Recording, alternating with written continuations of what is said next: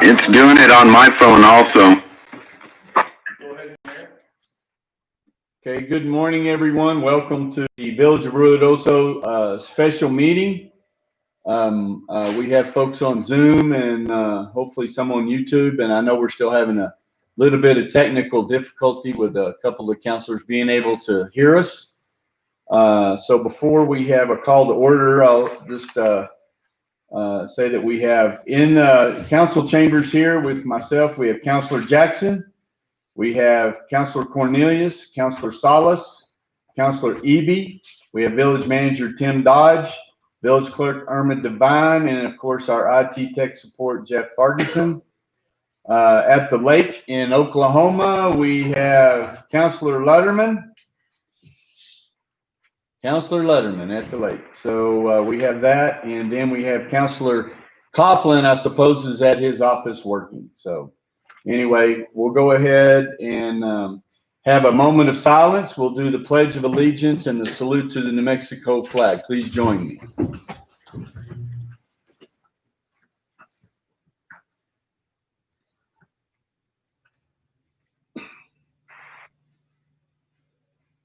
Pledge. I pledge allegiance to the flag of the United States of America and to the republic for which it stands, one nation, under God, indivisible, with liberty and justice for all. I salute the flag of the state of New Mexico, the symbol of perfect friendship among united cultures. All right, everybody can have a seat or do what you're doing.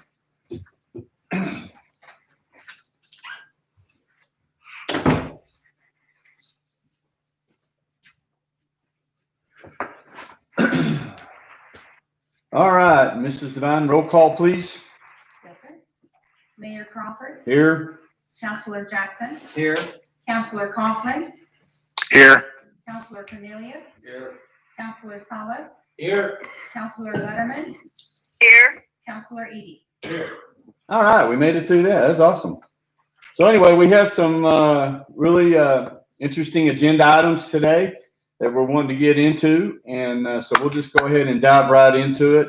First item is the presentation of the long-awaited, much-anticipated, controversial Links survey results.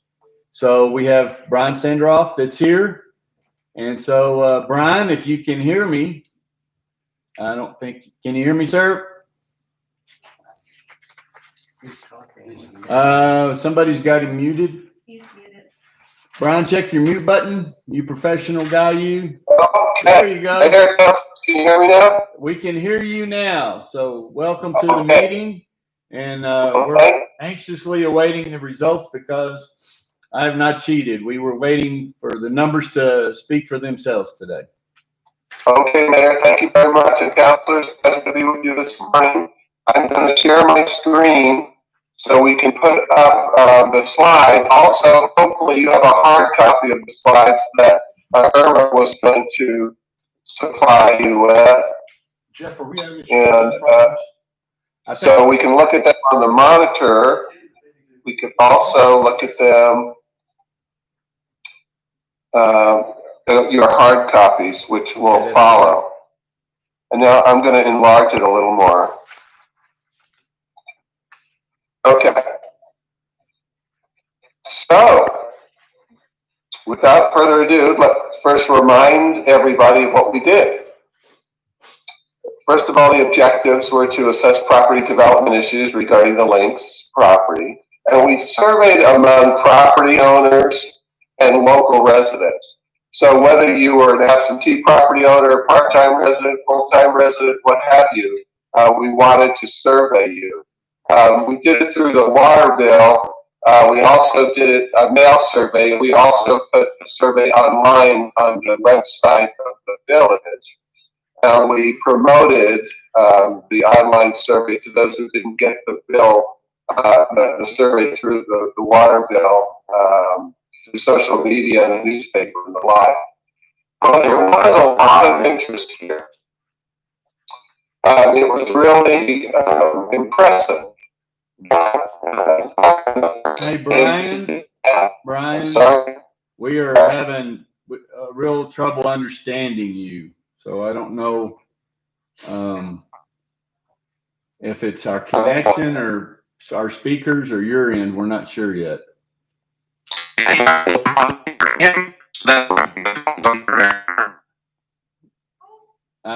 that you, Tim Coughlin? I couldn't understand you either. So is it us, our speakers? We've got excellent speed here over 100. It's you. It's you. So is it one of the speakers is not working properly or something? This one goes to YouTube. No, the little black one next to the other one. I think it's your mic, because we can hear him very good. You can hear me? No, Oh, you can hear him, so it's obviously our speaker. The contractor. Okay. Turn this one off.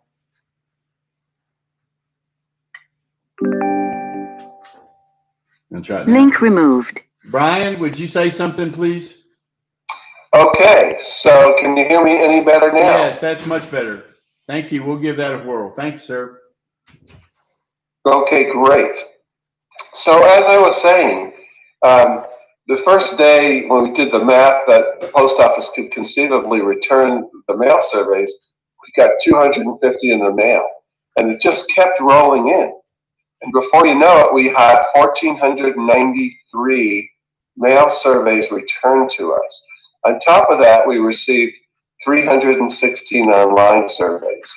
And so the total was 1,809 surveys that were completed. So there was a lot of interest in the community as it relates to this topic. The response rate is 23% on the mail surveys. That does not include the online surveys. We held the date, we asked people to put it in the mail, the survey, by August 26th, but we held it open until September 2nd before we cut it off because they kept rolling in. And so it was in the field for almost a month. But because it was a mail survey and an online survey, we wanted to show you the distribution of the sample. In other words, what do the people look like who returned the survey or did it online?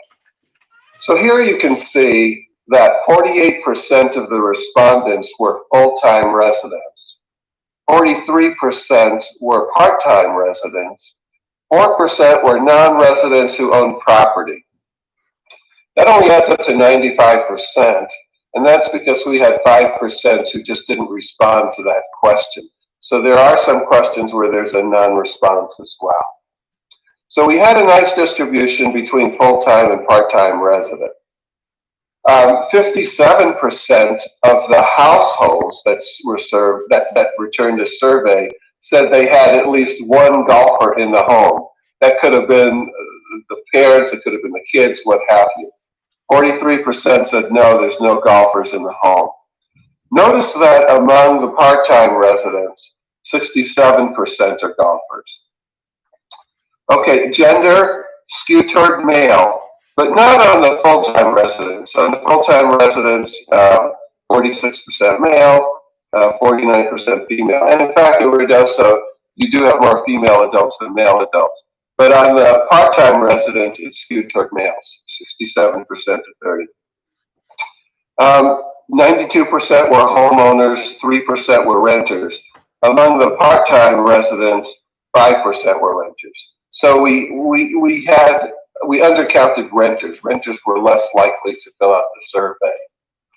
On the next page, we continue on with this. And among those who live within 1/2 mile radius of the links, 42% live within a 1/2 mile radius of the links, 53% do not. That's not too far off the actual numbers. We did a thing on our census mapping, and it's not too far off. 1/2 mile radius is actually pretty big. In terms of income distribution, you can see 12% earned. This is total household income. 12% of those who returned the survey earn less than $40,000 and the like, 38% $100,000 or more. But look at the dramatic difference in the distribution based on full-time residents and part-time residents. Among full-time residents, there's a nice distribution on income. Among the part-time residents, second home property owners for the most part, you see it skewing more toward high income, which probably does reflect reality. On age, you can see that 4% of the total sample were 18 to 34-year-olds. It was 8% among the full-time residents. And you see a big difference. Among full-time residents, 40% were seniors. Among the part-time residents, 61% were seniors. So we got a good, decent distribution among full-time residents there on age. But we undercounted the young adults some. Among those who returned the survey, 16% had children under 18 in the household. And you can see that was a larger proportion among full-time residents. 24% of full-time residents had children in the household. Okay, so that gives you a sense for the distribution of the sample. Within the report that you're going to get, every question is segmented by all of those demographics so you can see the differences. So on this next page, this is a summary of the first line of questions that were asked in the questionnaire. We asked people, and this really had nothing to do with the links, this first line of questioning. It had nothing to do with the property development issues. It was just asking people overall, how important do you feel it is for Ruidoso to have these type of amenities, more of them, on a 5-point scale, with 5 being very important and 1 being not important at all? How important is it to have these things? Notice how we combine the 5s and the 4s, and we combined the 1s and the 2s. And then we left the 3s in the middle. So more outdoor recreational opportunities, such as hiking and biking trails. 47% said, that's important. More restaurants and entertainment options in town or in the community, wherever, 44%, that's important. A new recreational center with swimming pool and water park. So 46% found this important, 43% found it not important. So we had like a polarization there going on there. There's strong feelings on both sides of the fence. More local jobs and businesses, 31% important. A new rec complex with daytime sports fields for youth and adult teams, 28% found that important. Again, when you combine the 4s and the 5s. Okay, so then the next question. Here are those 3 property development issues regarding links. In this particular case, we took each one separately. We have these 3 options that we tested. I'd like to read each one to you separately, we asked, and then tell us how much you support it. Here it was a 5-point scale on strongly support to strongly oppose. Notice again, we combined the 4s and the 5s on support. We combined the 1s and the 2s on oppose. However, you could look at the 5s and the 1s on their own as well. So when it comes to one of the considerations for the community, one of the things is to keep the 18-hole golf course as is. Do you support or oppose this idea? 63% supported it, 16% opposed it when we combine the 4s and the 5s and the 1s and the 2s. What about the idea of redeveloping the golf course property to retain 18 holes and include sports fields and additional recreational space? On a 5-point scale, how do you feel about it? Here, support levels dropped to 32% and opposition levels 41%. Well, what about removing the golf course? And we did explain to people that the lease on the golf course will be ending in 3.5 years. The city government, the village government has to decide what to do. So down the road, should we keep it as is? Should we redevelop it? Should we remove it? So they did have that context. Remove the golf course and replace it with daytime recreational complex that would include sports. 5-point scale. There we found 13% supported and 70% opposed. Okay, then on the next line of questioning, we repeated those same 3 options. Only this time we asked people to choose the one that they prefer the most. So before they rated each one on its own, now we force people to choose an option that they supported the most. And so here we found that 52% chose the option on keeping the golf course as is, and 27% chose the redevelopment option, and 9% chose to remove the golf course option. I'm looking for a sheet of paper that we have. Hold on 1 second, please. So then, within the survey, though, we said, well, maybe you support something else. And if so, well, you let us know what it is. And we did have 3 open-ended questions in the survey. This was one of them. We actually received 132 pages of comments. And you will get, we're busy grouping them, categorizing them, and counting them. But 132 pages of comments on these 3 different questions.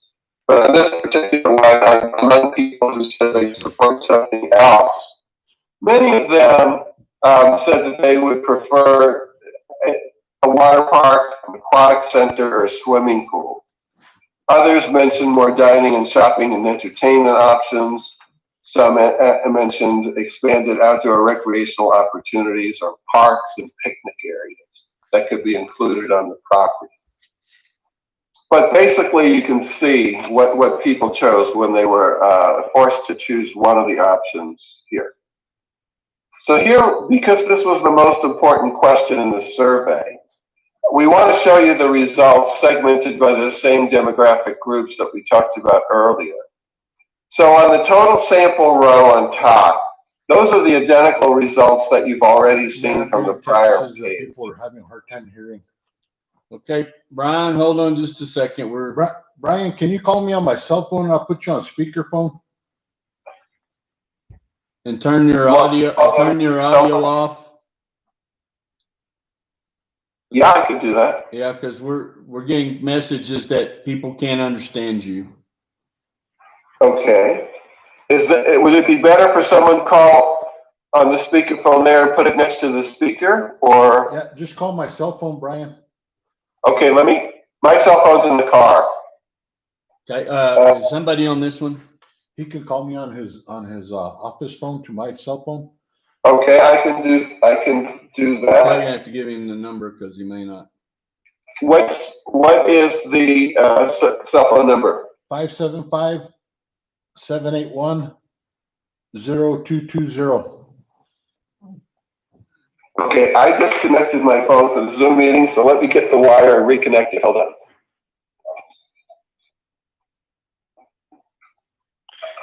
And I can hear him just perfect. Okay.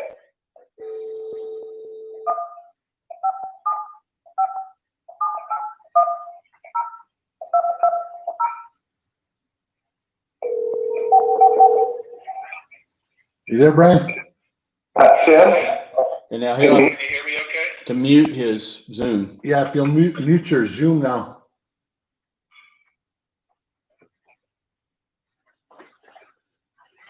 Okay, how about now? Is that? Your Zoom's not muted. I'm going to move the speakerphone a little away from my computer. Can you hear me okay? Yes. Okay. All right. We're getting feedback. Now it's muted.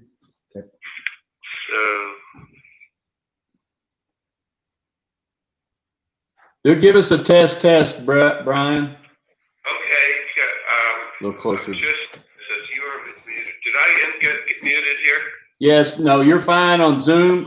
Can you move your telephone a little closer to you? Okay, when I did that, I started getting feedback, but I'll do it again. All right. Is that better? Test. Test. Everyone hear me okay? Okay, it's the quality's good. We just need the volume up a little. So if you can speak a little louder, I think we'll make it. Coughlin, can you hear him? Okay, and I just made it louder. Okay, thank you. All right. Sorry about that. That's okay. All right, so everyone's on board now? Yes, sir. Okay.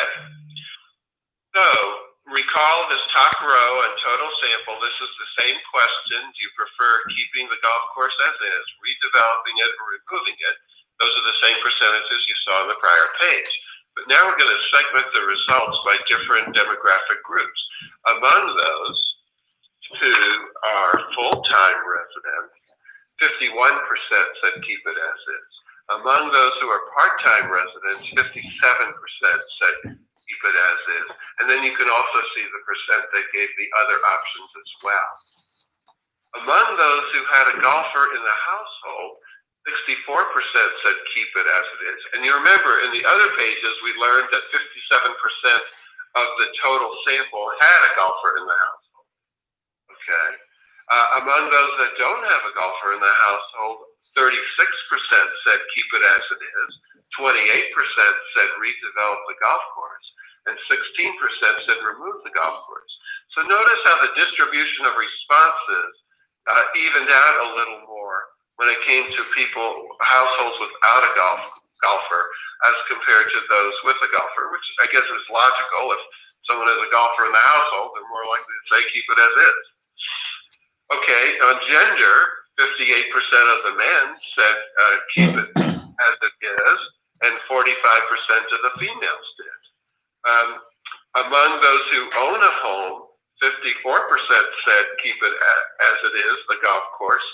Among those who rent a home, 34% keep the golf course as is, 30% said redevelop it with other items, and 27% said remove it.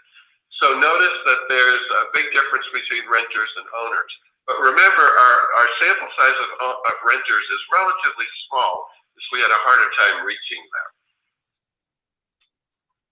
Moving on, more demographics. Again, since it's such an important question, I wanted you to see the opportunity to see the results by these different population groups. So among those who lived within a half-mile radius of the links, that their house was within a half-mile radius, 56% said keep the golf course as is. Among those who don't live within a half-mile of the links property, 51%. Notice on income that 58% of the highest income households said keep it as is.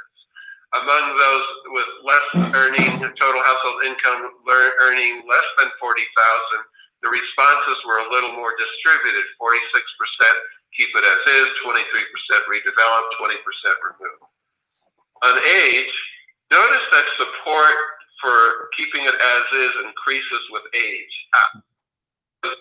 33% supported keeping it as is, but as one gets to seniors, it was 59%. And of course, you have an older population playing golf. Among those with children, 39% said keep it as is, the golf course. Among those without children, 56%.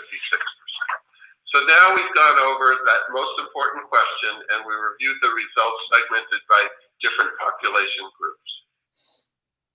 Another question in the surveys was, well, would the links golf course be appropriate for a daytime recreational complex?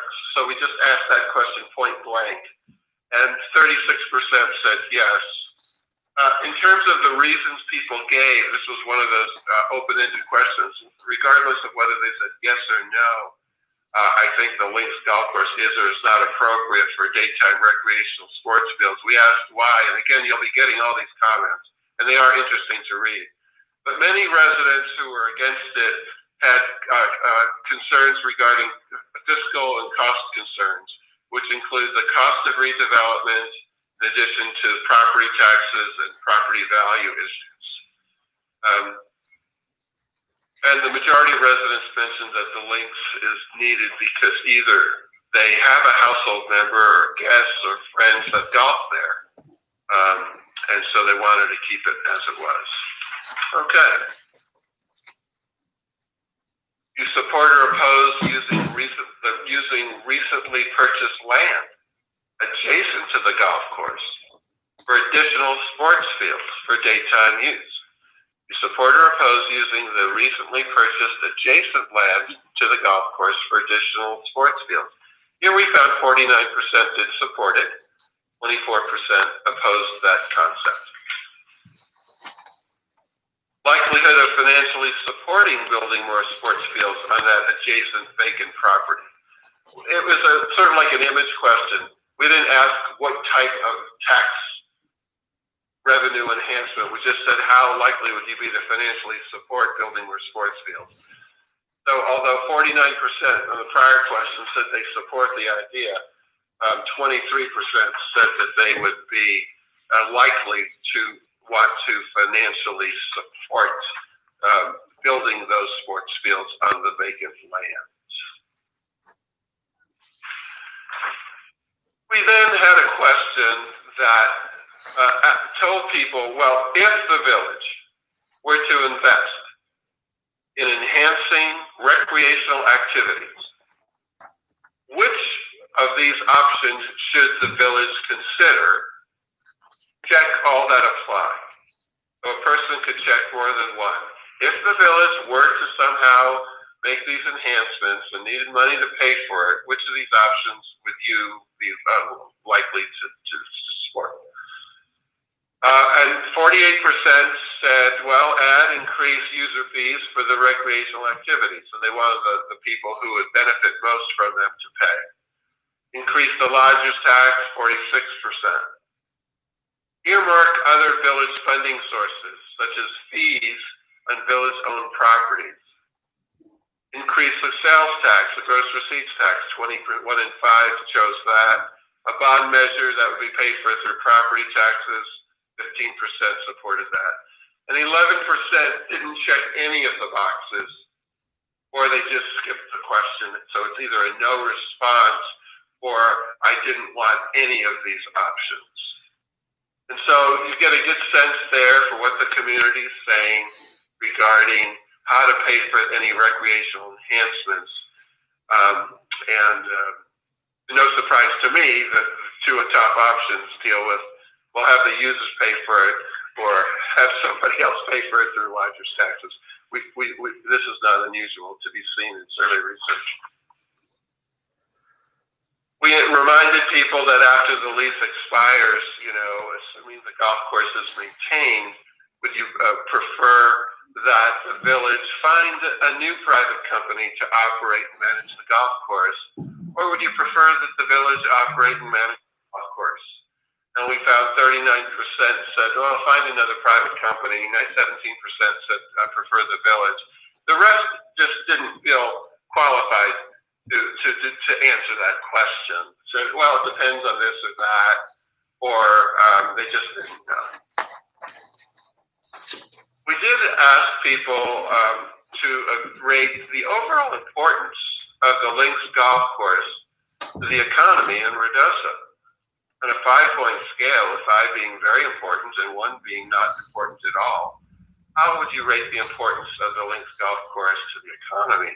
And we did find that 57% think it's important, 15% not, and then you have 1/5 who are saying somewhere in the middle. So that's a pretty strong number for recognizing the importance to the economy. Among people who golf at the links, we asked them to rate the experience on a 5-point scale, their experience in playing at the links golf course. 5-point scale, 5 being excellent and 1 being very poor. These are really, really solid numbers. This is showing that 88% of golfers who play at the links rated excellent or, good, very good, and only 2% rated poorly. For a public golf course, this is really high numbers. So I'm also going to assume that a lot of the support for keeping the golf course as is, some of the other things, recognizing the economic development, the economic importance of the golf course, some of that is just based on the fact that people are satisfied with it. And so you obviously must be doing a good job maintaining the course. So that's pretty much a summary. There are other questions in the survey, but for this meeting, thought we would choose the most important ones and get to see also the distribution of the sample and how the results shake out for that very important question by the different types of people who filled out the survey. At this point, I'd like to open it up to any questions or comments. Thank you, Brian. Does anybody have a question other than Councilor Coughlin? Yeah. Anybody else go first? Does anybody else have a comment? No? Okay, you go ahead, Tim. Brian, my interpretation was the online survey. There were questions there about, are you a resident of Ruidoso? Are you a non-resident, and where you live, something like that. But we know that a lot of people will indicate that they live in Ruidoso. In fact, we've gotten communications from people asking us to deal with stuff, and to come to find out they don't live within the village limits. People don't necessarily understand Ruidoso and think it's a bigger area. So my question is there a way to, because it's difficult to substantiate those answers from the online of whether they live in Ruidoso or not, is there a way to provide those responses broken out by those that did it by mail-in, which we know that they've got some connection because we did it off the water bill, and those that were done online? Because my calculation is somewhere around 20% of the respondents were online, and to see if there's if they kind of correlate to each other, if there's a big divide between the online and the mail-in responses. Absolutely. And in the report, every single question is broken out by online or mail. And the online respondents were a little more local, a little more and less out of town. But yes, every single question in the survey is broken out by online versus mail.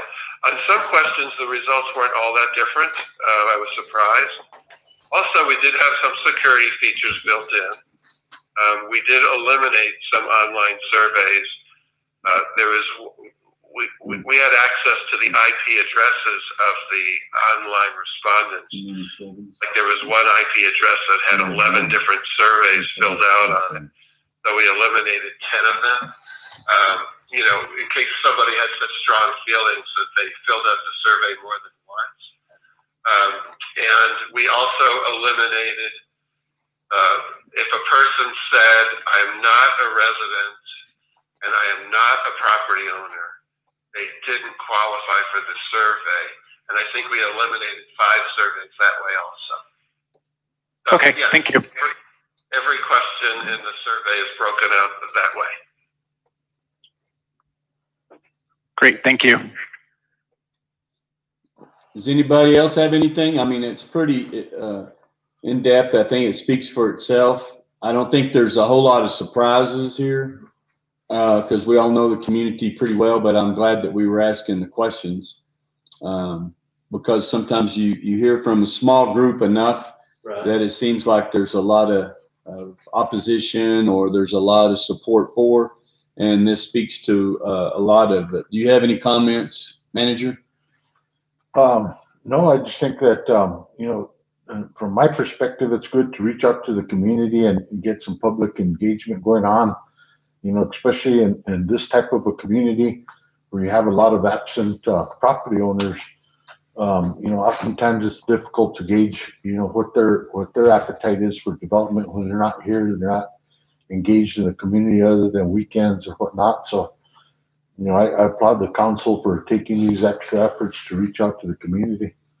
Well, thank you. And I know it's if you notice, the field dates was August 10th through September 2nd.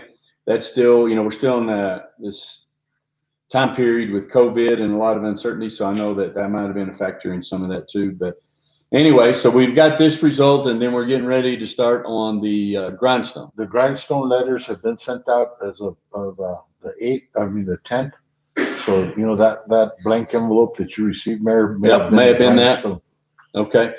So we had asked everybody to be sure and fill out the grindstone survey too. And this is all data that we'll keep, and then we put this together with our comprehensive plan and the directions that we're moving. And this was in response to just, we seemed to be getting a lot of questions, requests for doing things. And a lot of it came up with when we were reworking the lease with the links and the passing of Mr. Hubbard, and kind of, we're not sure what AllHub's plan is going to be in the future.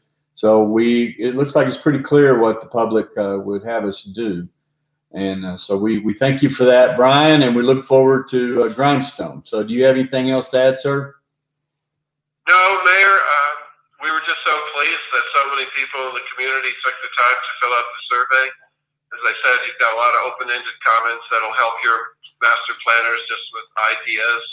You know, sometimes one person might make a comment that's just insightful and something for you to think about, you know, above and beyond the quantitative work.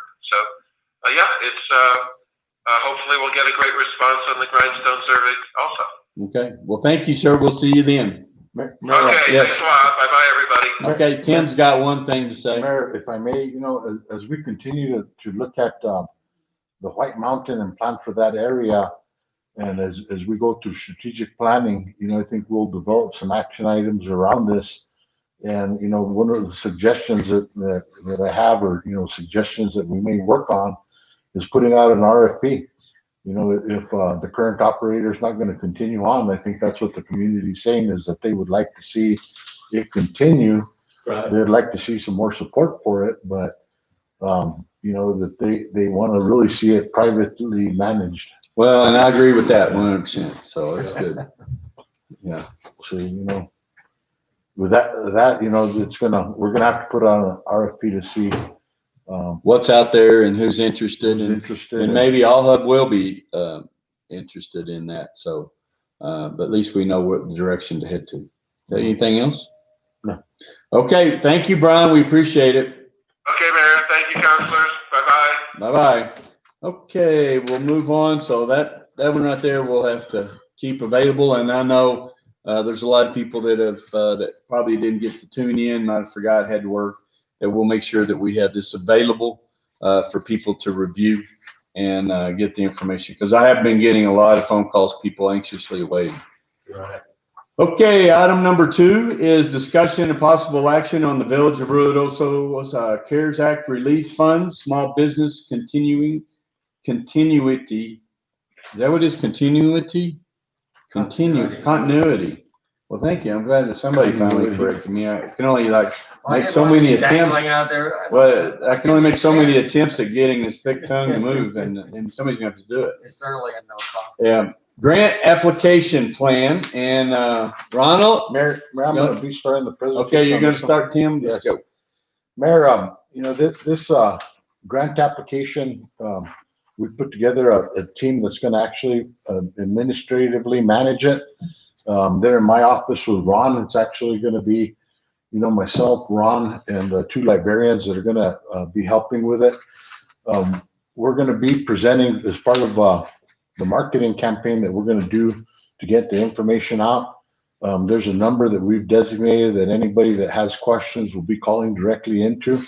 We've also set up an email account that's specific to grants, so that anybody that has information will be emailing directly to it's grants@ruidoso-nm.gov.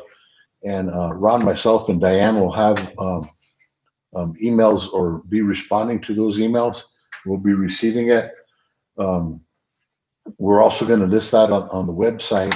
And then Carrie has a marketing campaign that she's going to be presenting. But as we get into it, Mayor, I'd like to just, you know, for organizational purposes, as we go through this, kind of break out the information into 3 different sectors of the application. And actually 4, because the first part is what's labeled page number 21.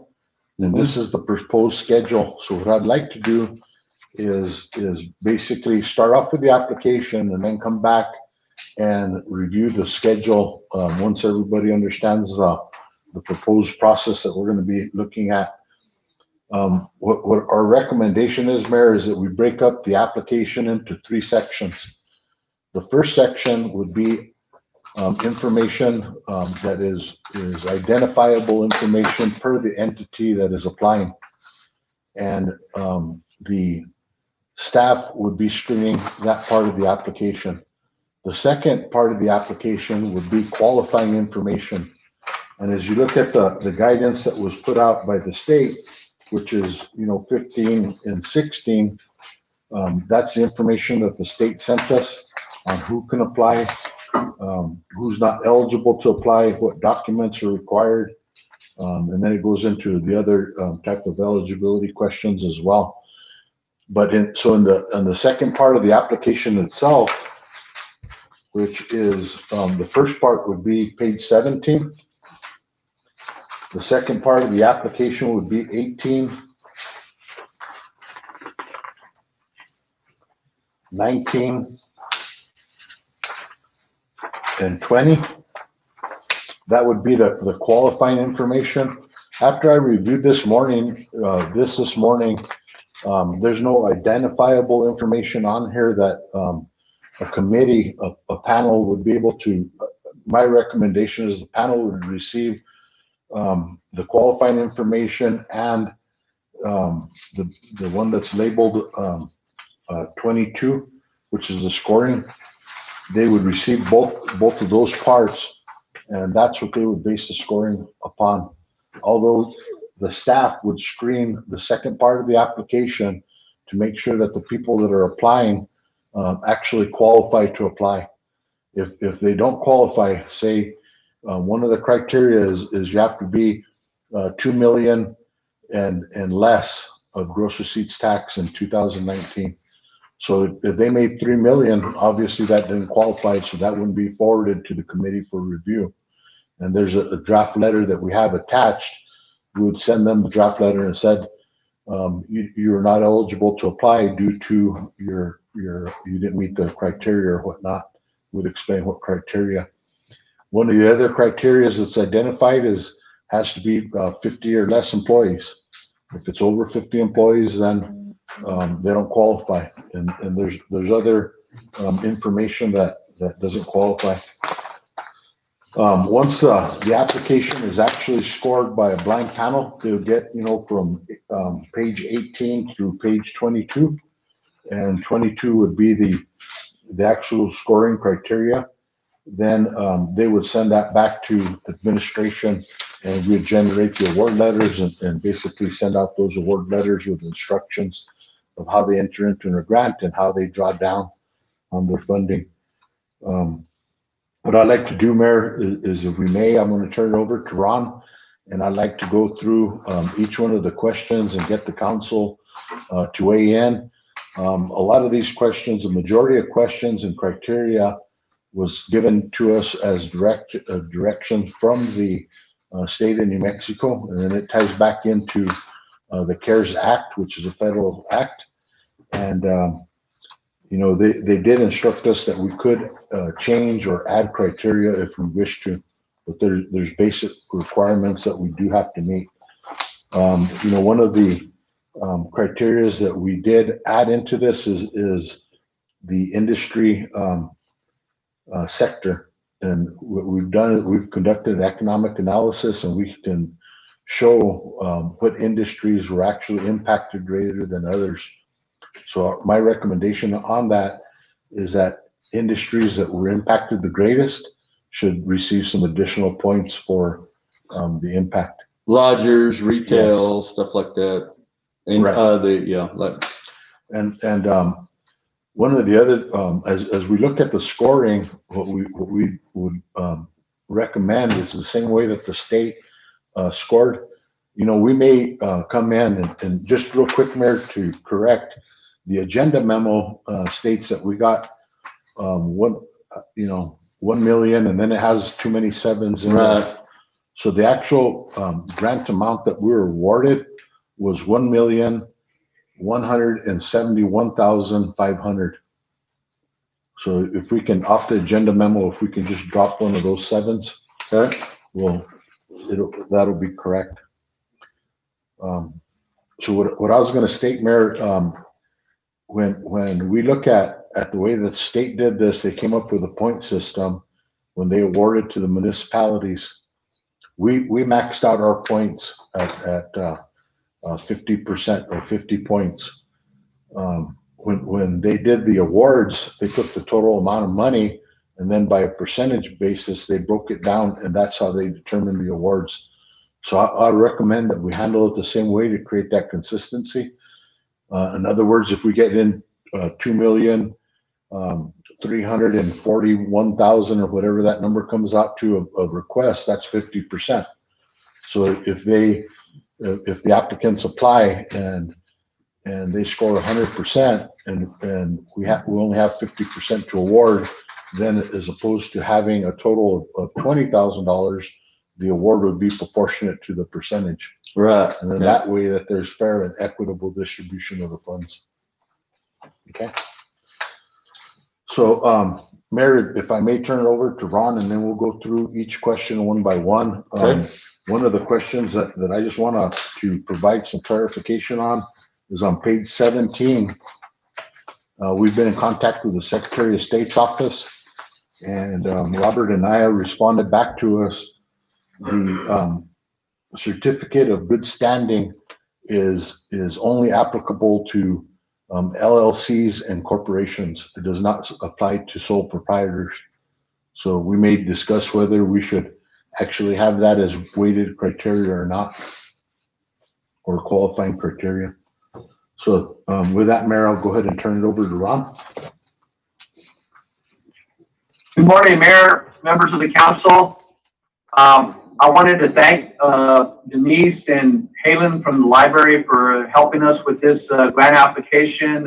Councilor Jackson, of course, Tim, and also Zach, he did some reviews for us also. So I want to thank everybody we had some good meetings when reviewing and making additions and deletions of different items on this grant application.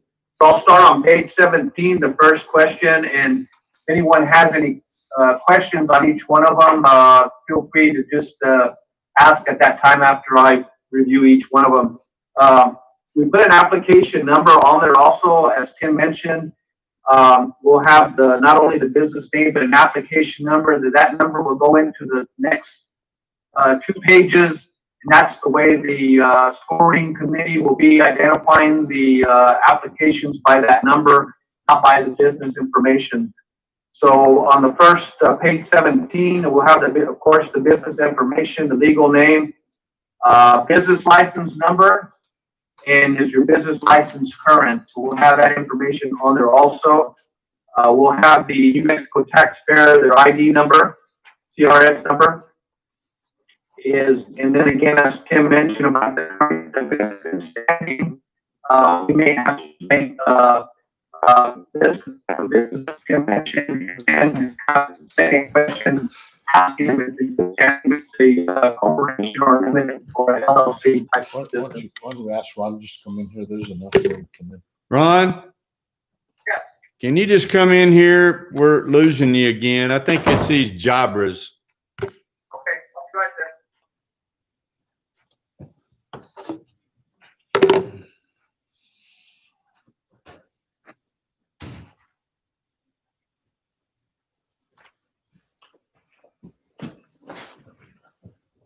Sorry, everyone. Just another little delay. Sound terrible? Yeah, you want to sit over here and I'll move over here.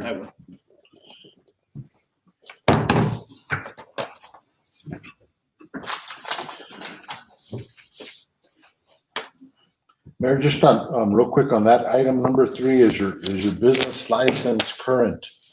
You know, that one there, you know, should it be qualifying information or you know, there is about 300. We did a review last week. There's about 350 business licenses that haven't renewed. We're going through a process right now to try to determine which ones should be purged, or if there's duplicates, or if there's problems with that number. But there are quite a few businesses that the Community Development Department has sent out first, second notices, and then try to make phone contact with businesses that haven't renewed. So on that, should that be qualifying information, or anybody that's applying, should we make sure that they renew their business license before? One of the questions that is qualifying information is, was your business operational prior to March 1st? And so, you know, what constitutes active or whatnot, so. So if anybody has any questions on that, on the business licenses, just let us know and we'll. Is there any direction on that? Well, I think personally that, you know, you definitely have to be in operation beforehand. And I think that we would look at the ones that haven't renewed. There might be some people that are touch and go that hasn't done it. I know from personal example, for the 3 businesses that we're not operating now, that we closed down a year or 2 ago, we're still getting notifications. So there's probably going to be a lot of that needs to be cleaned up. But I don't want to disqualify someone because of the times that we're in, and maybe they haven't filed it yet for whatever reason. I know it's what, $35 to register it. Maybe it was an oversight or whatever. I think I'd like to make contact and find out before it's an automatic 86er. You know, I want So on this one, you just want to put it as additional information required. And then as they apply, then we make sure that they get their, okay. Correct. Okay, so I'll go on. Everybody in agreement with that? Yeah, y'all have any questions on that? Makes sense. Or any comments to the contrary? So, going to number 4, I hope everybody can hear me better now, is, that's just having their, New Mexico tax ID number, the CRS number. In number 5, as Tim mentioned, going to current certificate of good standing, you know, that's more related to, corporation LLC. So real quick, before you move on that one, should we list that as qualifying information or just list it, you know, for that, where they would mark it? Because, or should we put do not apply? Or If does you not don't have a apply? CRS number? No, number 5. Number 5. Number 5, oh. Because, Mr. Mayor, my sense of that as we went through was it could be both disqualifying and informational, and if it's a sole proprietorship, it doesn't even apply. So I would take it only, my personal opinion would be take it only as additional information. It's the owner's prerogative whether they're incorporated or they're not by whatever method or tool. But if they're not in good standing as a corporation or LLC, should they be eligible to apply for CARES? And by that we're Mr. Mayor, Tim, by that we're saying, did they reapply for their business license through the state? Or it could be that they owe back taxes. It could be, Their filings, there's corporate filings that have to be conducted with the Secretary's of State office for LLCs and for corporations. will this also include some of the fines that the state handed out for businesses that failed to comply with COVID safety practices, or, you know, would that not be in good standing too? I don't think that's reported to the Secretary of State's office. Okay. My understanding is that you apply each year for your good standing through the Secretary of State's office, but there's no background judgment to that. It's just an automatic, well, not automatic, but it's your duty to apply for that license renewal through the Secretary of State, and that's about it, I think, unless. John, do you have a letter of good standing on your business? On their website. When I went in to pay my yearly fee, I just noticed it on there. I never even heard of it before. So they didn't mail you a certificate? You got some on your walls? Yeah. No, you have to request it from the Secretary of State's office. I think it's a $10 fee. So I would say that with that, in that line, most people don't understand what a certificate of good standing is. Mm-hmm. It's just that you're in compliance with the requirements of the Secretary of State regarding corporations. You've done your annual filings. You paid, you know, there's a fee when you do those filings, that you haven't been revoked or set aside. And I think maybe what we need to do is at that question, put the link where to go and get your certificate of good standing. Something you apply for online, you fill it out, pay, like I said, I think it's $10, and it's there virtually where you can print it out immediately. Okay, that makes sense. So what I'm hearing is we take that off. It's really important that you do that. You can't even get a bank account without that. So it's like Tim Coughlin said, it's just going onto the website and doing it online. It's very simple. So I think we add the information to encourage people to, you know, Show 'em make where sure to go. that they're updated, but then we take it off the weighted criteria. Is that what I'm hearing? Yeah. Okay, so that would, if we look at the weighted criteria, let's make sure that we remove that Okay. from the certificate of good standing. We require them to send a certificate. We won't get it before the deadline. I We suspect. can go online and check. Yeah, You know, maybe if they just part- do a screenshot of where it says. Yeah, part of the check, Okay, part of the checklist, Council, we can have staff go on and secretarial website and see verify. if people are in good standing. And if not, then we can reach out to them and say, you know, you need to, you know, that's one of the things I didn't see is we didn't put like contact information on here. Yeah, it is an electronic certificate, so they can download it and then. Granted. Send it The across. phone number, contact, you know, cell phone, and that type of information needs to be. For the business? Yeah. Okay, we can add that on the, okay. Okay, and folks, I'm very sorry, but I've got to leave. I've got another meeting that I had scheduled. All I right, will talk to you later. bye. You're no longer in good standing. Yep. Okay, move on, please. Okay. Number 6, only the owner, CEO, authorized representative of the business may apply for this grant, and it has, please print your first name, last name, business owner, CEO, other authorized representative, and then we'll make a section here. We'll add the contact information, the phone number, mailing address, all of the above.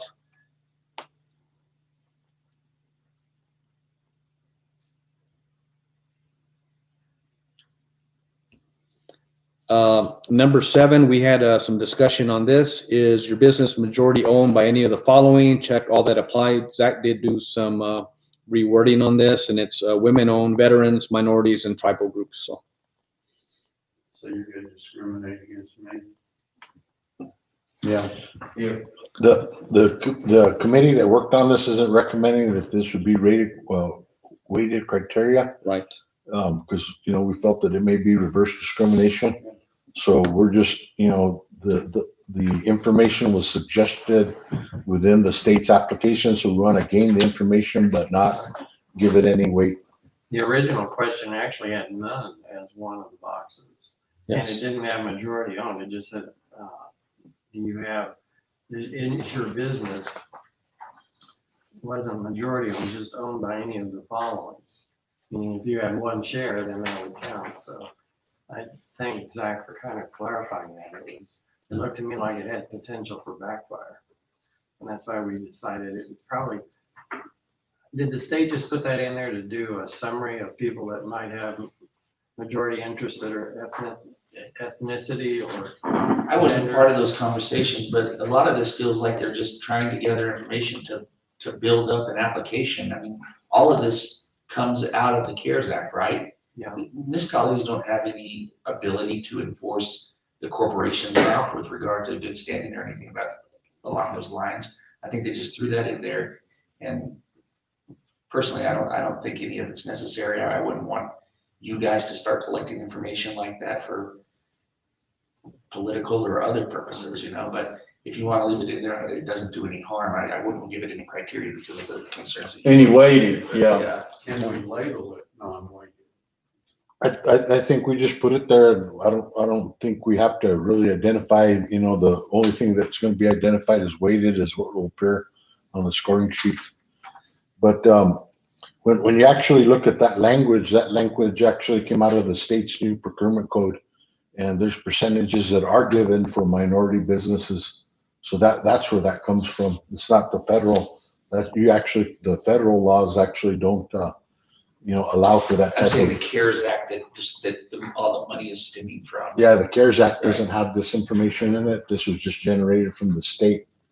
And the state does have, you know, through their procurement code, which ties back to granting, you know, provisions for minority-owned businesses, and it even has a local preference. Yeah, when you do ours. I'm only suggesting that in these meetings that the state's having, because they're so overwhelmed and they're trying to figure out all this stuff. Oh, yeah, they're just throwing stuff in there. Yes. Yeah. All this was suggested. You know, there's criteria that does tie back. I wouldn't want it to, you know, some of that we're guessing at, so I wouldn't want to leave any information out that they've suggested. I prefer to just go ahead and collect it, but not put any weight on it. All righty, I'll move on to number 8. If you pay withholding, have you delayed or plan on delaying withholding tax? So I mean, that's just something, again, for information. Yeah, I don't even know why we need it in there. I mean, because you're gonna see the other questions in there that the most desperate businesses, if you've got a PPP, you've got any, then it's gonna be subtracted from your totals and basically will virtually eliminate everybody because most of the businesses I know in Midtown and even others off of the main streets that can apply, all got a PPP, you know, and then, so I don't know. I mean, agree with you, Mayor, that we're sitting. I just don't know why we need that in there. Should be in there on withholding. I think less is more, and then we get into percentages, you know, on other questions. Keep in mind, all these would be subject to the Inspection of Public Records Act as well. Mm-hmm. Oh. Should you prefer to remove the, I would just remove that Number 8. portion because that's gonna be under the scrutiny of the IRS and all those people at another time. We don't even know what that's gonna mean. Is it gonna be forgiven? When's it gonna be paid back? there's no other criteria that ties to that at all, Mayor? You know, there's. I just don't even know why we need that. Yeah, it doesn't talk about eligibility or anything. When it comes to the PPE, that is a qualifying, Right. and we're allowed to separate that out and say, okay, if you have a PPP that you've applied for and you've used it towards certain expenses, then those expenditures are not eligible. So you can't double dip. But if you have additional expenditures that weren't covered, like mortgage or, you know, other modifications, then you could qualify for those. Yeah, but see, that's a strange term when you say double dip, because this has been made very clear. It's not a revenue replacement, so it wouldn't be revenue that you generate that you paid your employees for. This is for continuation of businesses. So Yeah. this would be going to, because PPP is over. That's gone. So about this other period, because mine was over July. Yeah. And then this So- goes all the way through December 31st. Yes, and it goes back to March 1st. Right. We did get clarification So on this that. could apply to payroll in the So- future, couldn't it? And it could apply to payroll in the past as long as it wasn't paid for by PPE. Right, PPP. PPP. So the PPP, you know, the majority of businesses applied for that to pay for their personnel cost.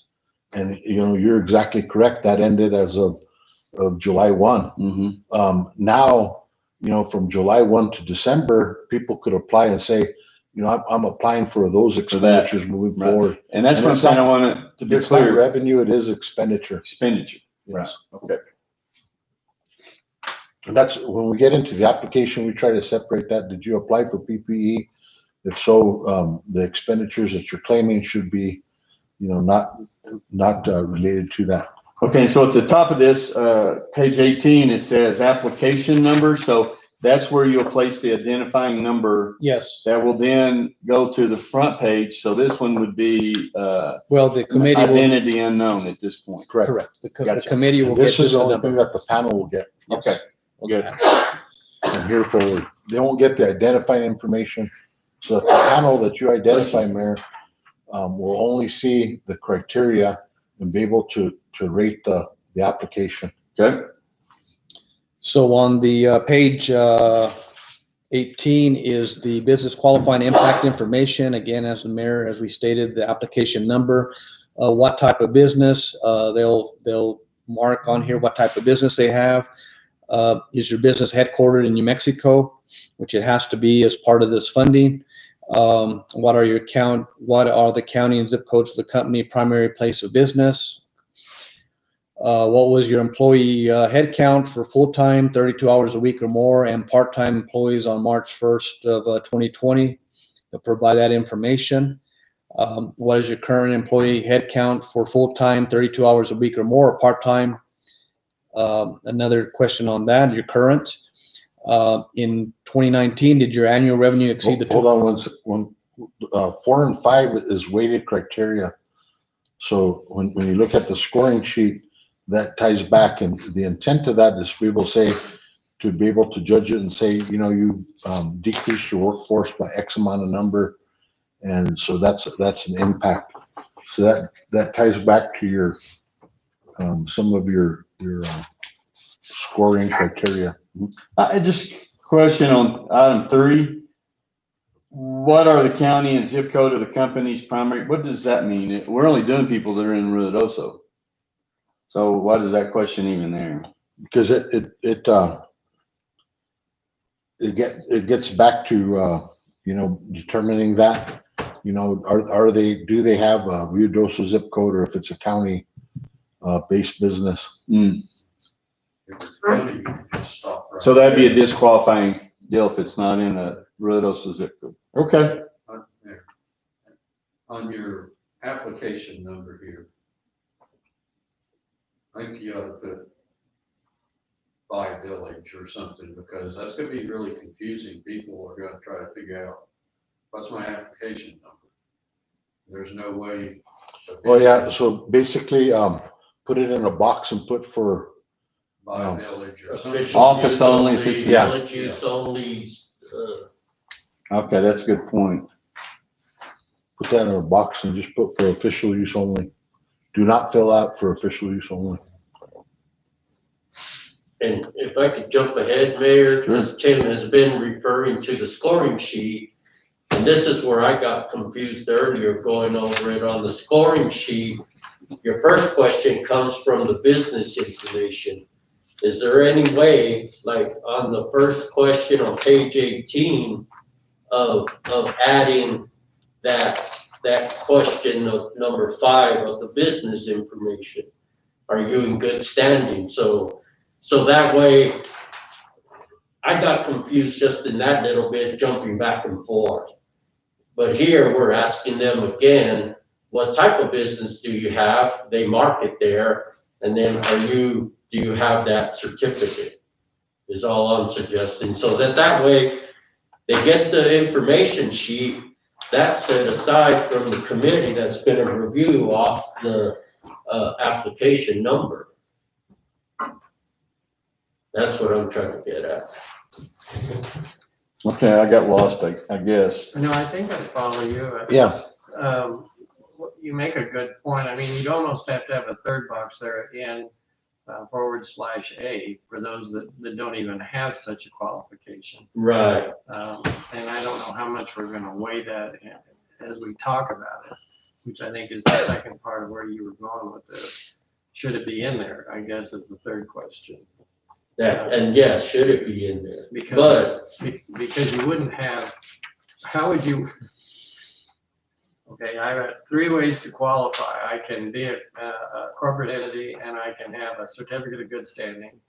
I can be a corporate entity who doesn't know or hasn't applied or we haven't found out, or I can be a sole proprietorship, whatever that. Proprietor. Thank you. Ship. And then I don't even need one. So how do you weight those in terms of pointage, I guess? Exactly. I don't even think we should be asking that, because it doesn't pertain to a law. what I would recommend is this question number 1, we move that to the front page right under where we ask that question of certificate of good standing. And then it's not weighted information. And then we just make the rest of the information consistent with the scoring page, so that when the committee goes through the scoring, they go through and this corresponds to the information they're receiving. So the scoring would really be off of the qualifying impact questions. Yes. That sheet, yeah, I prefer that. So all they're looking at it as an application number versus referring back to a business information item. Yep. That works for me.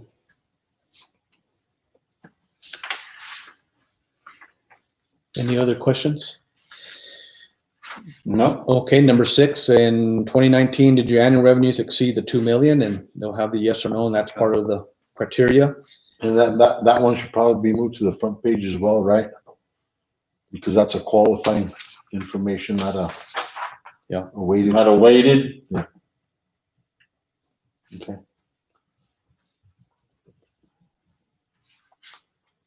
Then these next 2 questions is an impact questions where they're comparing for those 2 months, the impact.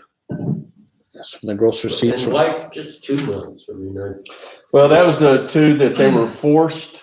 Everybody was shut down, and then some businesses were able to open back up. I would guess that was the reason, to limited capability. So they're looking at the 2 most impactful months is what get at. And that's where, some businesses were all shut down and it was terrible. And then they opened back up, even at the 25% on some of the short-term rentals and even some of the other businesses. And they started picking up business and whatever, but for that 2 months. Yeah, and so some of the other following questions are gonna, come back and ask.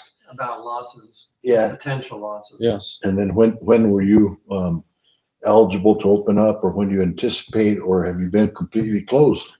So if a business has been completely closed, like the bowling alley, they're gonna get extra points for, Right. having had to be Right. closed that whole time. Certain industries that we know, they may have an extra whatever points that they get because they've had to stay closed this entire time. Right. And so that'll go on top, and others that were just closed that 2 months, like everybody, except for grocery stores. and- All that went in there. Mhm.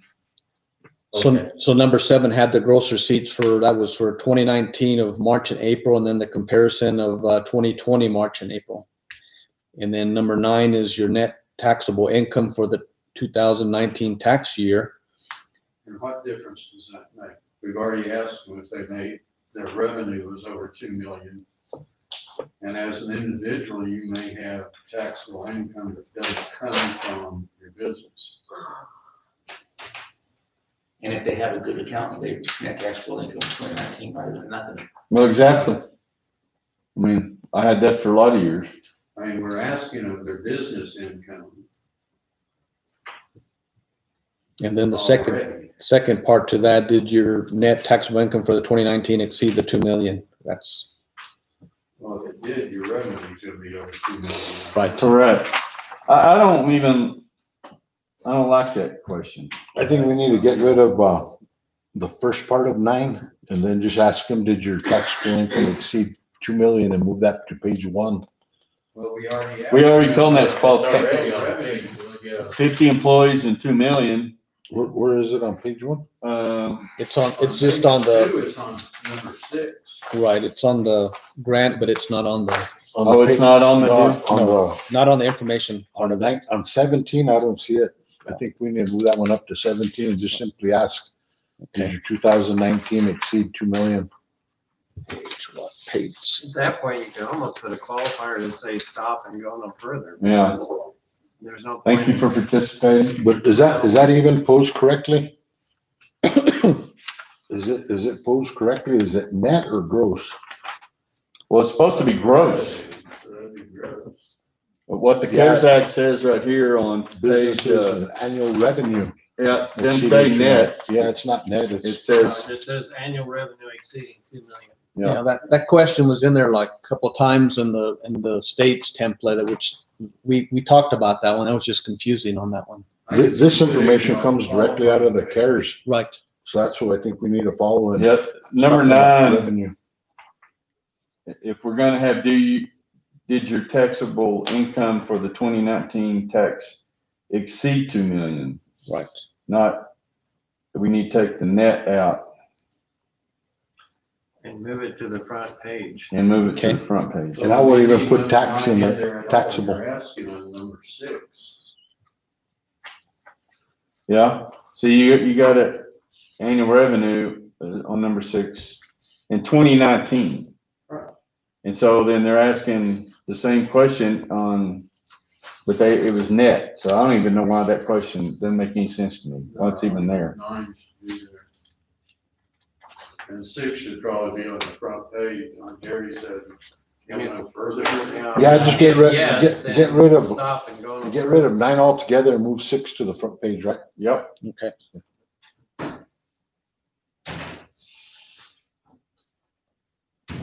All right, number 10 was your business established before March 1st of 2019. Move to the front page. and so what is that, March 1st of 2019? If your business wasn't, active by that, it's not It's eligible. not eligible. So a year before, Should that be 20 then? Because is it a year-old business? Is They're that- wanting to see information, tax information from that, for that year. to And do the that's- comparison. And it says that who is not eligible to apply, businesses that started after March 1, 2019 in the CARES Act draft. So they want you to be in business at least a year. Okay, so I can live with that one if y'all can. I think we're gonna pose a question on that, Mayor. I think that may be an error. Because everything ties back to 2020, March 1st, 2020. So let's pose that to the state, Ron, to make sure that's correct. That might be an error. Because you could have started your business last summer, and they may need more help than anybody. Well, but look at the very next question. How many years has your business been in continuous operation through March 1, 2020? So was your business established before March 1, 2019? I think that's an error. I think that you may be right, but We'll check on that. So it should be 2020, yes or no? And then the next one is, okay, well, you have been, so how many years have you been in operation? Okay. Okay, number 12 is, was your business included in the New Mexico order to shut down or severely curtail business operations? Okay.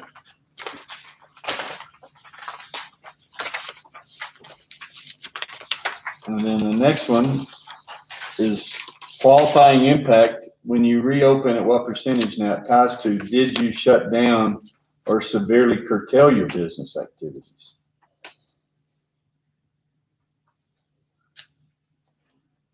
And then on the scoring sheet,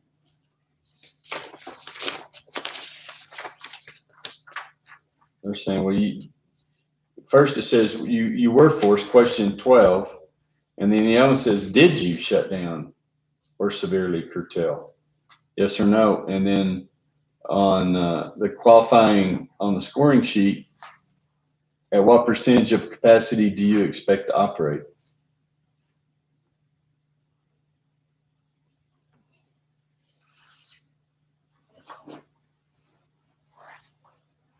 Okay.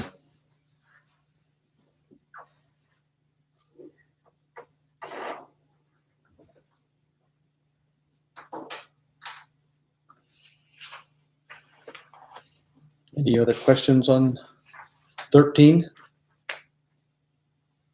It's a three-parter. Yeah.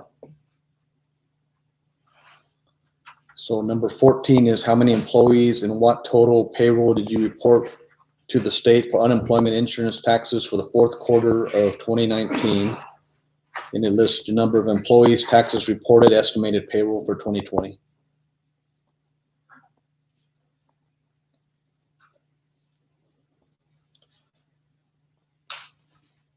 Number 15 is what impact do you anticipate the COVID-19 crisis and related effects will have on your revenues for 2020 as a whole?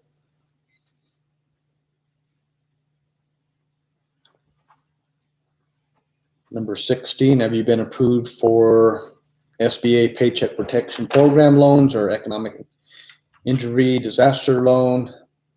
And just check all that applies. And it may not be legal, I don't know. Can you ask for the amount so we can kind of, if we're gonna subtract that from something we know? I think, you know, the asterisks, the red part on the page 20, that needs to be moved right under 16, the first part. Okay, the first one. But see, but this right here says you will not be eligible for the CARES Act. That's the point I was getting to earlier, and you're saying that it will be deducted from PPE. The clarification that they've given us is that if an entity has used PPP to pay for expenditures, those expenditures are not eligible. If they have other expenditures, they are eligible.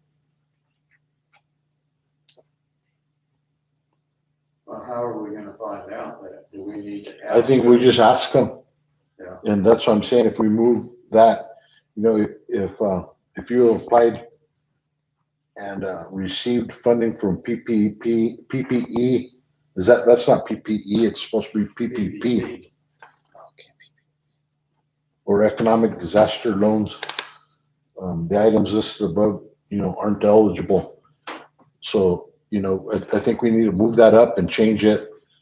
Please list items that were not covered by your PPP. So they don't read it and think, well, I'm not eligible, so I just Right. pitch this. But originally, when that PPP money came out, you're supposed to have that spent in a couple of months. Right. So if that kept them in business, anything after, May or something, at the end of May should. Because what it was is your monthly, gross payroll multiplied by 2.5. Right. So 2.5 months, and then you were done, and that's what that was for. But what I'm not trying to understand is because it's a drawdown or reimbursable, but so these businesses are gonna pull this money, we're gonna look at it, how do we verify, because then we're funding it.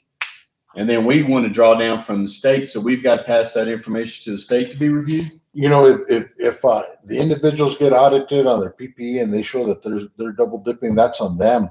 Right. When we work on the reimbursements, these entities are gonna have to be able to demonstrate to us under the grant agreement. We'll have those rules in there. The entities are gonna have to submit canceled checks and invoices to us. And then we take that information once they've spent their money, and then we reimburse them. We collect that information and we send it in for reimbursement to the state. Well, like I don't get canceled checks anymore. I get a printout sheet with my whole bank statement. But you can print from that. You can hit that line or that check Yeah. item and it'll bring it down and you can print it out Right. individually. And you could print out a copy of your electronic bank account and say, and black out the information that's not pertinent and show, the description of the payment. And, there's ways of doing that. You don't have to have an actual check. You just need to be able to show some type of check register or something that the purchase was actually made or received. Something else, your orderly Department of Labor, if you got 1 million employees, printing out each weekly check is gonna be a pretty good job. If you could just turn in your. Check register, or, Yeah, I do an employee printout showing what was paid. I wonder if that would suffice with the, I don't think we need to get into those details. I think the information that they're sending us, that other page where they describe that, is gonna dictate that, what we have to send in and what we have to collect. We're gonna have to show that justification to the state, and they're gonna tell us what they want. so I just hope this isn't so dissuasive They give it up. that they're like, what am I gonna get? $1,500? I'm not worth, it's not worth it. That's not gonna help anything. Right. The idea is to get this money in their hand, follow the rules as quickly as possible, get money in their hands so that they can continue with business. And I just, I don't want to be, like the federal government, we're just gonna send everybody however much money it was, 1,200, whatever it was. Right. And I see why they did that, because it's too difficult to figure everything out. So here's the money, we'll throw it at you. And on this, we're held accountable. So we've got to meet the criteria, but I don't want to overburden businesses that, the PPP, we sure need to have that list, and it is here, utilities, marketing, all the different things that this could go to pay, that it still shows them there's benefit. And then not make it so cumbersome, and then with what I've been squawking about with the county wanting all the information on short-term rentals that people thought was private information that may be their business, that somehow this information would end up in the wrong hands, so we need to have levels of confidentiality that Freedom of Information Act can't pierce for some private individuals and businesses. We don't need to audit these businesses. No, we're not gonna We audit. just fill in the amounts. I think we need to have that statement that says, if you've applied for PPE, the expenditures that were covered by PPE PPP are not eligible expenditures under this CARES grant application. Please list your request for expenditures other than, Additional. yes. Yeah, and make sure they understand that if you got PPP and you just did your salaries like I did, but I didn't do my insurance or my utilities or any of the other qualifying deals, that, hey, this is still available here. Yes. And so, and make it simple enough that they can see that without going through doing all this legwork, and then you get down to the red. So the red definitely needs to be reworded and moved up. Moved up to 16. Yeah, we just take them at their word on that. Well, I mean, you're gonna have to. We can't audit all these. No. businesses. That's the state or No. the feds. Yeah, and we just want to have qualifying information, percentages that I'm not gonna call their accountant and have a audited form sent to me to say, okay, well, I can compare it to last year's and here's how much they lost. I'm just asking you, you know, how much did you lose in your business? We give you some round numbers that they can put in and we move on. And then it's weighted off the percentages that we have so that we can move through these fairly quickly. Yeah, and you know, just the information that we're gonna have to send to the state, there's certain criteria that we will have. And to ask for. that's a little worrisome that I want. Whether it's a payroll report or whether it's a whatever, you know, there is information that we will have to, just like we do with the state. You know, we have to send copies of either canceled checks, or we have to be able to demonstrate that we expended that money for its intent. See, I'm glad you guys really like to do the extra work. I know Judy's still listening. This is why some communities didn't apply for all this, because they probably knew they'd have a lot of Well, the paper. state has all that information. They've got your quarterly Department of Labor reports. Yeah, but grocery DFA is not gonna go to the Department of Labor and ask for that information. And if we're gonna get reimbursed, we'd have to demonstrate that. So we have to collect it. And there's Let's different, figure out an easier way than printing out 100 paychecks. The quarterly Well, you can have less than 50, but you have to present it during that pay period, that 2.5 months. But if you got 40 on a weekly payroll for 2.5 months, Mm-hmm. That's a lot of checks. yeah, and your Department of Labor quarterly report has all that. Well, they're gonna tell us what they're gonna accept and not accept. You know, I don't, And if the people are asking for the money, I guess they'll have to do it. But I just don't want it to be so cumbersome, and I know how frustrating it can get going through all these applications. And that's what we're trying to do, is make it that much smoother, like we do in planning and zoning and other things, that we're the experts on this as much as you can be. And that we need to walk these people through this as quickly as we can. we'll make it as easy as possible. You know, we don't want extra information or extra work ourselves, so we'll try to limit what we can, but you know, they're gonna come back and tell us what they're gonna accept and not accept. there's required forms they're gonna need from us for every, They may just need a Yeah. certification, we don't know. Yeah. They may just say, have the owner certify that they made these expenditures. But we can make that part of the loan package. Before we give them a check. The grant certify package. all Well, yeah. I think they're gonna tell us how they want us to. Yeah, they will. And they should have already We told us actually by have a now. training on this that they're gonna go over it with us tomorrow. So if y'all wanna sit in on that, y'all are welcome to, and they'll tell us what's required, but you know, I guess like on our side, we're used to that kind of stuff because we have to keep track of all kinds of different things and yeah, we whatnot. were able on the CARES Act for the airport, we did it on salaries, and I submitted, Judy printed me payroll reports from January, it was a date till end of June, so that's what they accepted, so it's just a matter of. Well, and it's like with my audit, I just included a payroll check registry that the bank verified, because that's who is auditing me, is my bank, to guarantee to the federal government or whoever it was. And so that was what I had to do, but you know, we're not in that normal position that we're gonna be in. Sometimes of those, you know, with some grants, they'll just say, you know, have the chief elected official sign off on certifying that those expenditures are made with the intent of the funds. And that's all they require. You know, others require different levels. We don't know right now. Well, and they are busting some people that I saw federally that received money inaccurately or fraudulently or whatever, and they're going after those people. What was it, $500 million worth? So, okay, so we pretty much cleaned up 20. Yeah, and I would just say that it's you have the one where you have the qualifying agent of whatever business it is. maybe at the end of this, that you say as a qualifying agent, I certify that all these entries are true and correct to the best of my ability, and then have them sign it. I That's mean, good point. and then it kind of ties it together. Otherwise, all you're asking them for is their name and their address and their point of contact, or how you get a hold of them.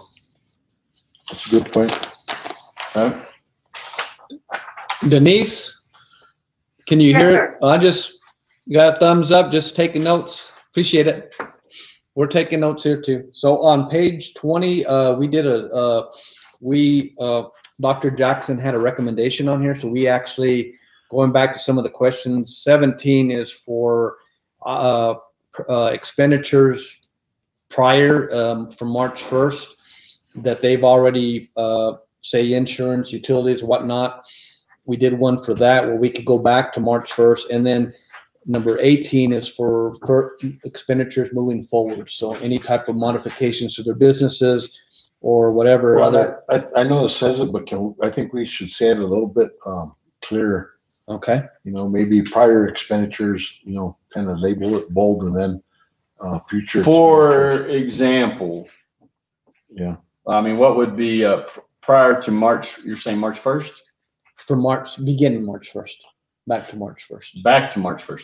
So the people that have gone in and modified an outdoor eating area would qualify. People that had already purchased plexiglass would qualify. Okay.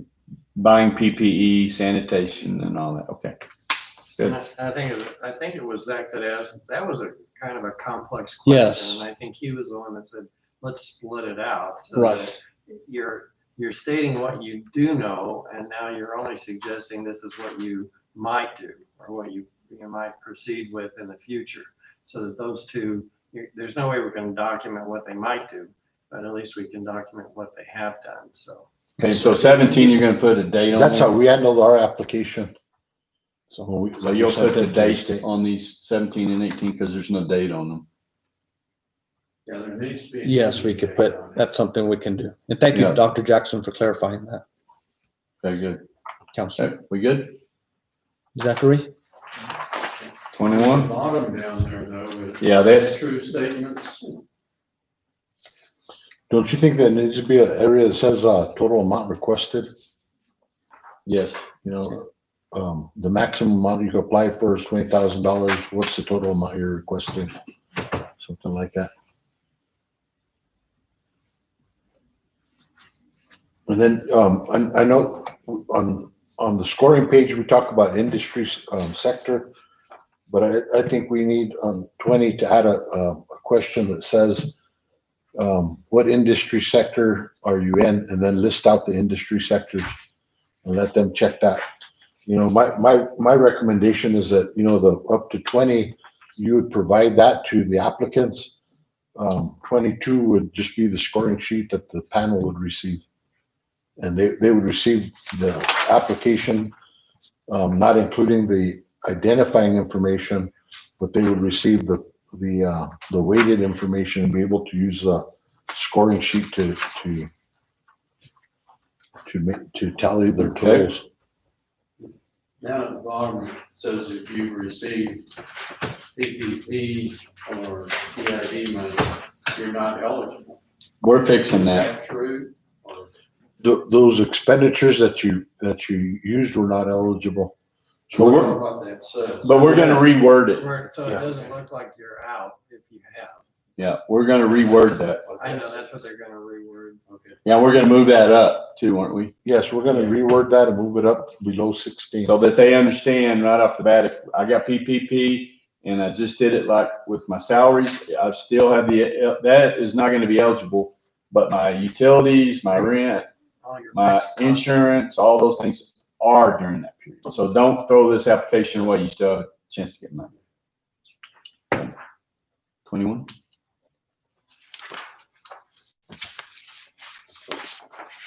Oh, and then that qualifying statement at the end of this. Best of your knowledge. Yeah, so Mayor, the 21 is just the schedule, so let's, on that, on this, on the scoring sheet, you know, from what I kept count on, we just removed one, item from there, and that's the business information, comes off of the scoring sheet. Okay. That leaves seven Questions? questions. So how much weight will each one carry? 13, 14? You want to go to 100% or just 70 points total? Whichever makes the math easiest and even. With 10 points for each one. 100 makes more sense to me. 100? So you'd be 12 point whatever per question? Well, we knocked that out. That's why he was saying go to 70 and 70 and just then 10. that 70 equals 100%. Okay, and then 10 for each one. And 10 for 10 each points. question. Gotcha. So on there, we'll go ahead and put that in there that each one is eligible for 10 points, Ron. Okay. For a total of 70 points. Yes. On the sector, we talked about that one. Is that one want to be a little bit more? Did we want to do that Well, more? a possible of 10, but if you're not in one of those severely Okay. affected industry sectors, then you're not gonna get, you won't get a Full 10. 10. You'll get maybe 5 or 3 or 2. What we'll do is we'll go back to that economic impact analysis that we did, Ron, and the industries that impacted the most, we would give them, 10, 9, 8, on down. Okay. But say there's only 5 industries, and we could probably go, 10, 8, 6, 4, Right. so forth. Okay? Well, if you're one of the essential ones, you're probably not gonna qualify for this anyway. If there's money left, you possibly could still qualify for some, not just 20 grand, but, well, it'd depend on what your percentages is and loss and expenses are, so. Some of the essentials may have had to critique the businesses. And spend a lot of money on PPE and plexiglass, and Lord knows I did spend a lot of money on it. So. And then on number 23, we're gonna get rid of we're keeping the certificate of good standing. Is that what we decided, that they can print it off the internet? Yeah, this is just a checklist for the staff to make sure that, Okay, yeah. or even the applicant to make sure that they've included all the documentation that we're asking for. Did we ask for the W-9 form up here? Or you have to submit a W-9 for reimbursement or receiving grant? I just saw that. It was on the, W-9 form. yeah, it was on the instructions So here. they can get it 1099. Yes. Right. Yeah. So they'll pay tax on this possibly, or, But then this says copy of payroll to include March 1st, 2020. From when or until when?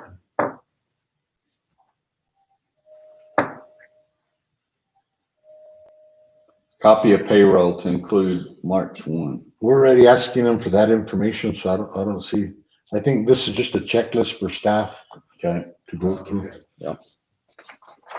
But the W-9, once we enter into a grant agreement, that's when the W-9 would be needed. So, Okay, so in the agreement, we'll have the Yeah. form to, okay. so that's the other thing I think that Zach and Ron are working on. I think we're gonna get some guidance on tomorrow, is what the actual grant agreement's gonna look like. Yes. And, so we might wanna, as we work on this, Ron, we might wanna, change this checklist to show, information that's needed for the application, and then information that's needed for the grant, the sub-grant agreement. And that way, because like that W-9 is not gonna be needed unless they get funded. Mhm. So it's listed on the ones to apply. Yeah. This other 24, this is just the suggested criteria that DFA sent us, and I think Ron just included that just for informational purposes. Yes, that was just their little template that, and I know Denise did some modifications and put our same questions on there, so. And then we put 2 sample letters in there for, both to notify people that they're awarded, how much they're awarded, and then a sample letter to let them know that their application was not qualified or whatnot. And then page 21, if council approves our plan today, we intend to make a publication tomorrow of letting everybody know that our application process will open September 18th, and it'll close October 2nd. Then that will give a review period. This is proposed. If the council wants to change any of these dates, that's fine. The application review process will start October 2nd with staff. The staff will process the applications by October 3rd, and applications with not the entity identifying information will be forwarded to the review panel. And the review panel will have 5 days from October 4th to October 9th to review and rate and rank each application. And then awards would be made. And this was a question that I had for the governing body. Once the awards are made from the panel, do all awards need to come back to the governing body with a list, and the governing body approve that list of the recommendations from the governing body? Or do you want the panel's recommendation? To be I final? think we need to at least ratify it or have a special meeting to approve, because it's ultimately our responsibility. So we're obviously going to take the panel. That's my opinion. But I think the council needs to be informed and then make that ultimate decision that we're standing behind all of this. Okay. But we So- can't get it on the October meeting, can we? Well, we can go ahead and put it on, are you talking about move it up a week? Is that, when's, I don't have my phone. The 13th. The 13th. Why can't we move it up to just include it in on that meeting? It can be. The dates are arbitrary, we'll move it up. It's there. It's on this application already. It says 14th. Well, above that, it says approval and award, October 13th. The award of Okay. that would just be a notification of awards on the Notification of 14th would be the day awards. after. Okay, yeah, perfect.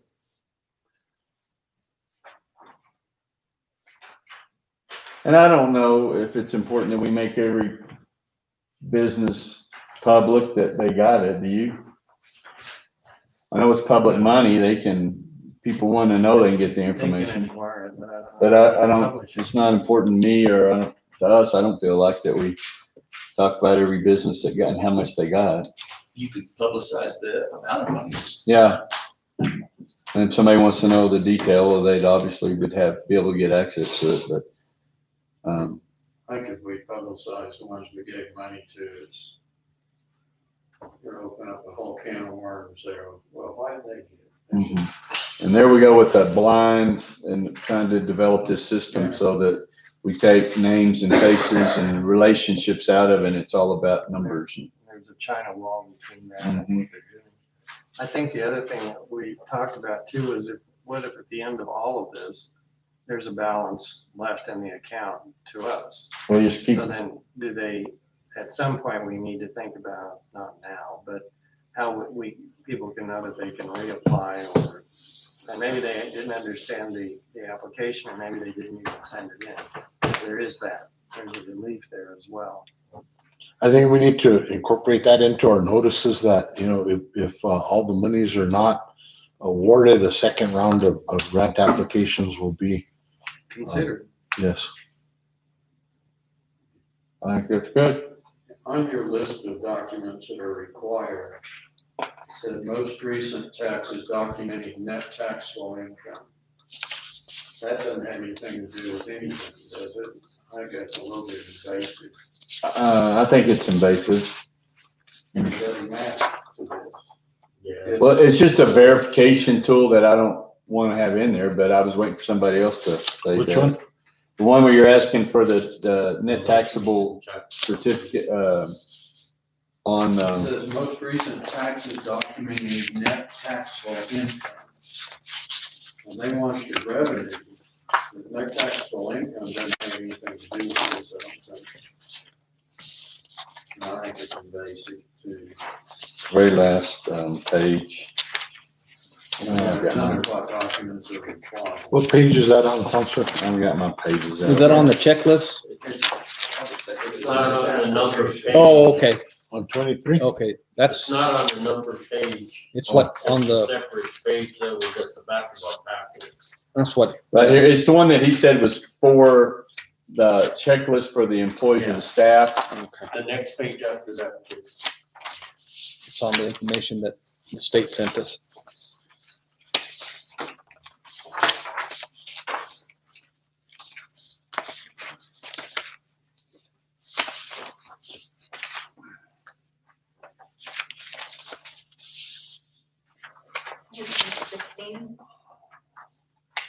Yeah, so under documents that are required, you know, all this information, when it comes to actually entering into the grant, I think we need to make sure that that all that information's covered with the grant agreement.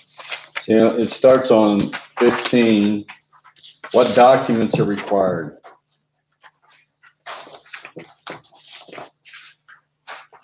And I don't think those are required for the grant application. It's required for the grant agreement. We'll have to have, you know, be able to demonstrate the certificate of good standing, or if it doesn't apply, it doesn't apply. But the payroll, you know, all that information, we're gonna have to be able to demonstrate with a grant agreement. Yeah, and but I'm like, John, I don't even know why they're asking that question. It's just they want the information.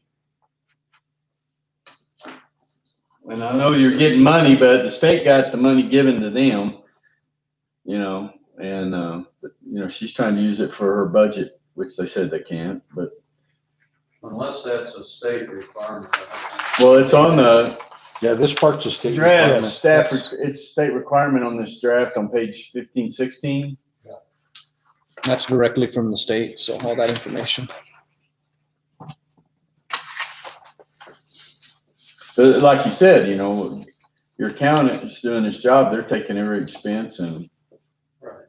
some people to get as close to zero as you can. I always try to. Well, this is after it's awarded anyway, so. Yeah, it's kind of one of them deals. You went through all this and you've been awarded. Now then I need to see what you got under them underwear. You know, you should be known up front that you're gonna be it. Can the state come back and say, hey, y'all didn't do it the right way, and Yes, and that's what we were talking about early, is we want to make sure that we're able to get all our money back, you know. I understand. It's just that this is pretty cumbersome, and it's pretty evasive. I don't know. And that's coming from a banker. But it's just that I do know how, you know, when you're trying to, let's say, open an account and you're asking for all the information, people are very, very sensitive about, no way, Jose, how dare you? Right. And so I know that this is for their benefit, but boy, you know, I'm certainly not saying it's anything that the Village of Ruidoso has done. I know that this is all the stipulations, but boy, oh boy, you know, we're trying to help, and I don't know that the people are going to look at this as we're helping. I agree. I think it still comes down to, I'm from the government and I'm here to help. Yep, Yeah, well, if the state says we have to do it, we have to do it. we have to do it. And they have the right to refuse. They have the right not to fill paperwork out, not to do whatever. And then the second round, there may be more money for other people that did comply, and that we up the amount over 20,000. The state's still gonna require. Yeah. And some of these businesses are in dire straits that have been closed this other time. It's not an issue for some of them. I've talked to them. Mayor, so when you break down the numbers, you know, at 20,000, it's approximately 58.5 businesses that, you know, if everybody maxed out at 20,000. So. Okay. Well,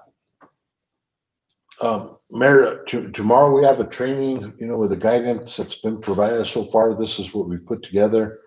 If there's any modifications, we'll inform the governing body. Okay. I don't anticipate that there's going to be any major modifications. We'll get clarification on that March 1st, 2019 date that was in there. That was a big one. You know, we'll get clarification on that, but I'd like to ask the council for approval of our CARES plan. CARES plan, okay? Would you want to approval of it With changes. With changes as they evolve after your meeting. But to get on with it. well, we made quite a few in the meeting. So we just need a motion, please, sir? Mr. Mayor, I move to empower the administrative body of the Village of Ruidoso to act on our behalf in terms of the Village of Ruidoso's CARES Act Relief Fund, and also to reflect the editorial changes that have been discussed today. Second. Okay, any other discussion? Okay, we need a roll call, please, Mrs. Devine. Yes, sir. Counselor Jackson, Aye. Counselor Cornelius, Aye.